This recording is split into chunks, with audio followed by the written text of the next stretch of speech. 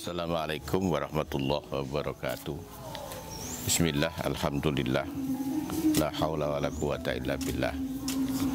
Allahumma salli ala Sayyidina Muhammad wa ala alihi wa sahbihi kama la nihayata li kamalika wa adada kamali. Para santri, wali santri, pemirsa juga subscriber, apa kabar Anda kali ini? Saya harap dan saya yakin Anda dalam keadaan baik, tengah berbahagia, berpuasa bersama keluarga dan orang-orang yang kalian cintai. Semoga seperti Rasulullah sampaikan, lis-shaimi farhatani, farhatun inda iftarih wa farhatun inda liqa'i rabbih. Bagi orang yang puasa dijanjikan dua hal. Yang pertama, kebahagiaan ketika berbuka, dan yang kedua, kebahagiaan ketika bisa berjumpa dengan Tuhannya.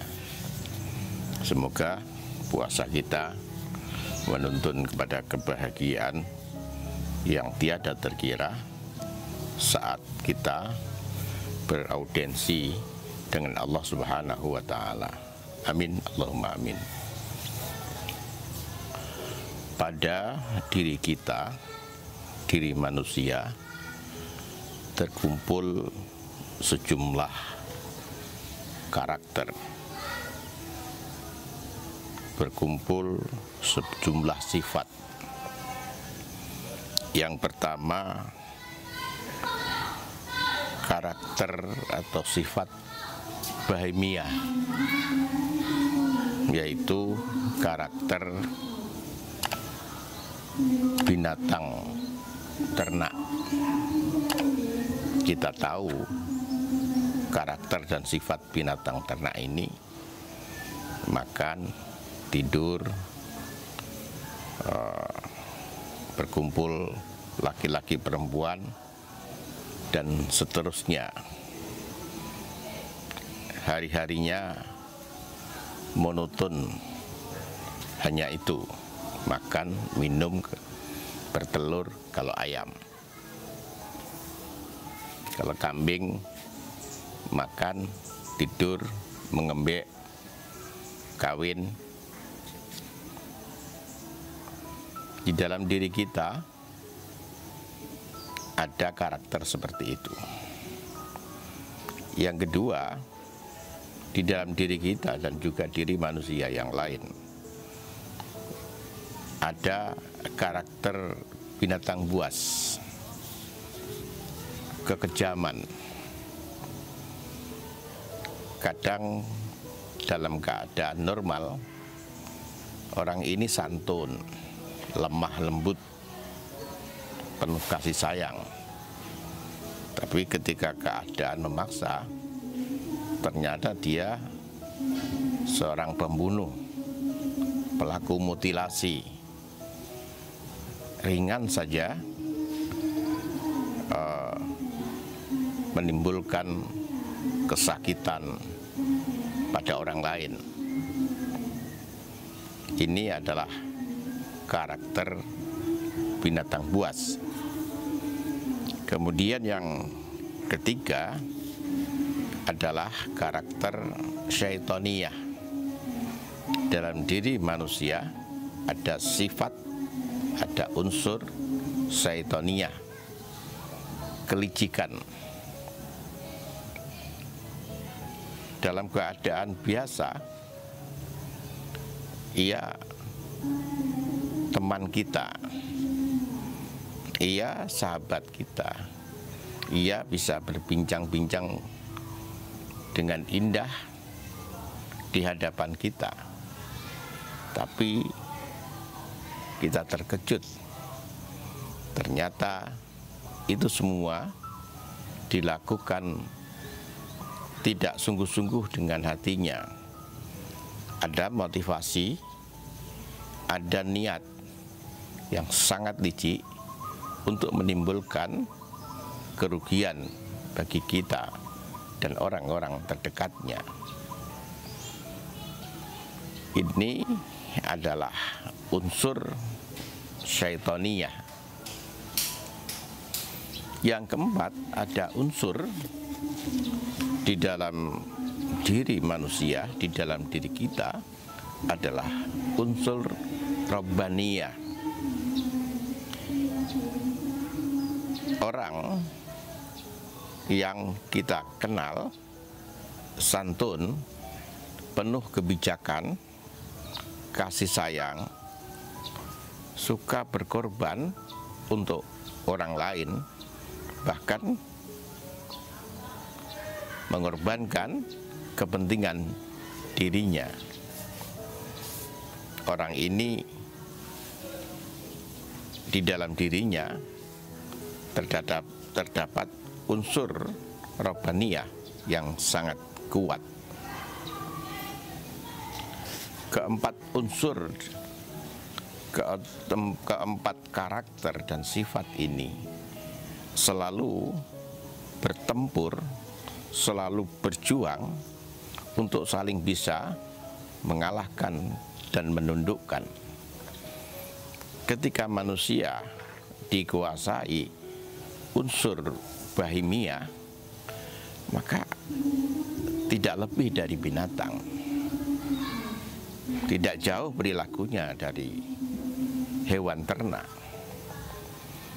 Dan ketika manusia dikuasai oleh unsur sabuiyah, binatang buas, maka kita menjadi heran, begitu kejinya ya, begitu kejamnya ya, orang-orang terdekatnya, ibunya, ayahnya, anaknya dibunuh dengan tangan dingin.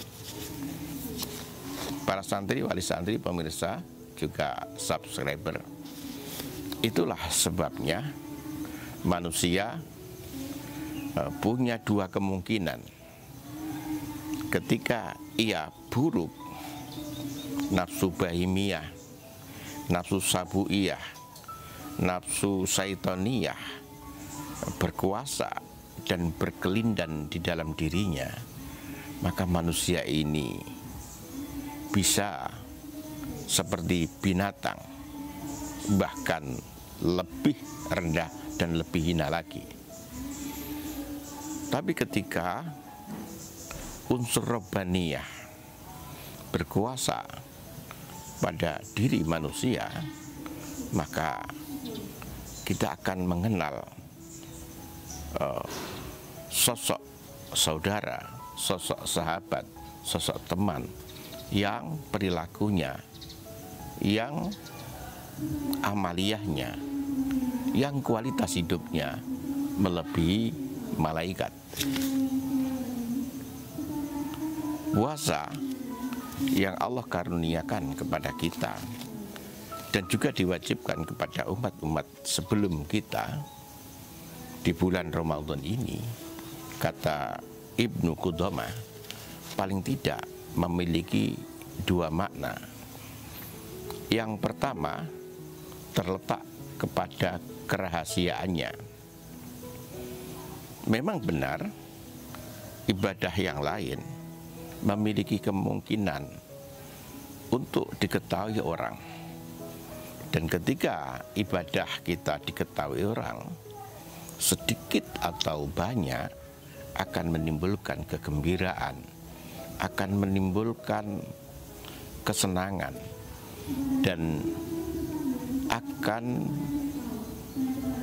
menstimulasi kita untuk melakukan ibadah dan perbuatan yang lebih dari biasanya. Dan ini mengurangi kualitas keikhlasannya.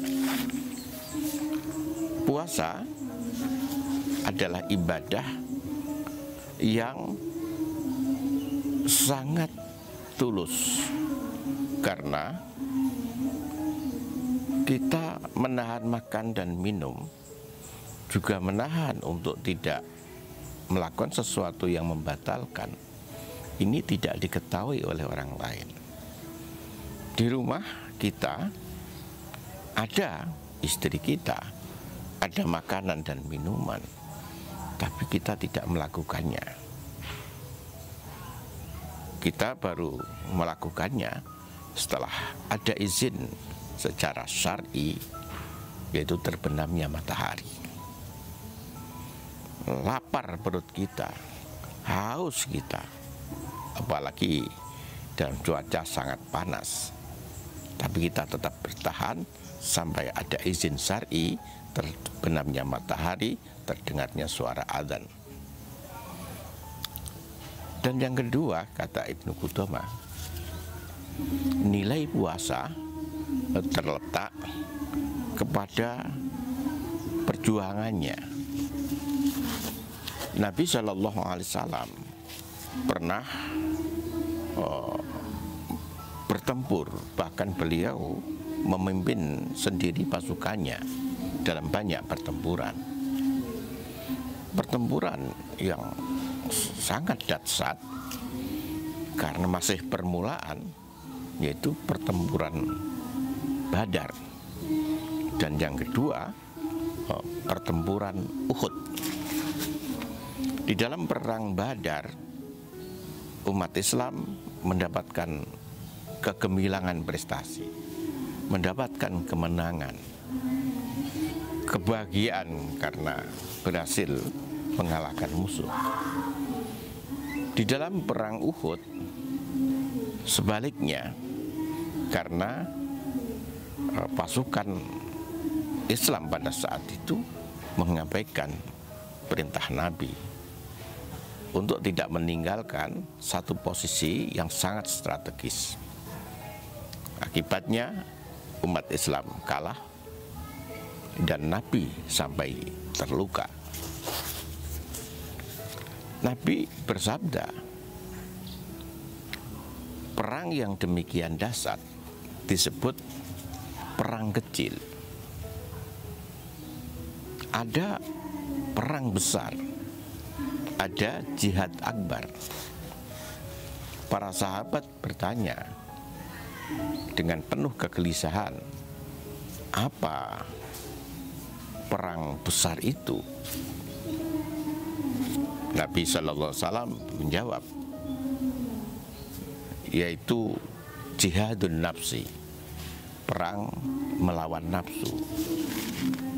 Para santri, wali santri, pemirsa juga subscriber, puasa, kata Ibnu Qudamah, adalah satu bentuk perang melawan nafsu. Tumbuh kembangnya nafsu sehingga dia bisa menguasai diri manusia dan mengajak ke arah keburukan, dimulai dari perut. Yang pertama, mungkin dari makanan minuman yang tidak halal. Kata Nabi, kullu lahmin nabata min haram fannaru aula bih. Makan dan minum yang didapat dari sesuatu yang haram, maka pantasnya adalah neraka.